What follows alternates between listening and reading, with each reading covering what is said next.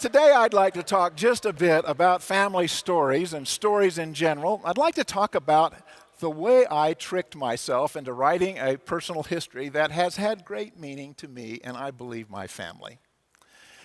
I like to tell stories, and once I began to think, the stories I've been telling in some of my speeches and when I interact, they seem like I've used them for too long. I think I'll see if I can come up with some new ones. And one Sunday afternoon, I took out a pad of paper and I thought, I'm just going to see if I can fill a page full of ideas. And it took about 10 minutes as I started writing down things I had remembered. I thought that was fairly easy. I wonder if I could do 100. And I just started writing down one or two or three words that would remind me of some event in my life, not profound things, but just things that I had remembered. And I got 100 within a relatively short time. I thought, I wonder if I could do 1,000. And I started a little project called 1,000 Stories, and I just didn't write the story, I just wrote a line, and I found myself amused by it. And I went home to Cedar City, where I grew up, and drove down the street, and everywhere I looked, there was a little story I could write.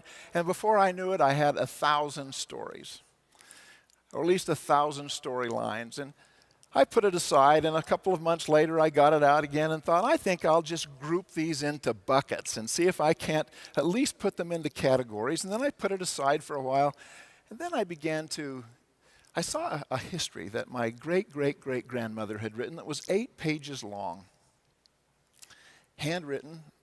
It was so meaningful to me. And I concluded, I need to get those 1,000 stories out and at least write a little bit. It doesn't have to be pretty. And before I knew it, I had written, and I enjoyed it. And it turned out to be a couple of volumes of personal history. And not long ago, my daughter told me one of the most rewarding things. She said, our 8-year-old says that a Saba story, they call me Saba, is their favorite nighttime bedtime story.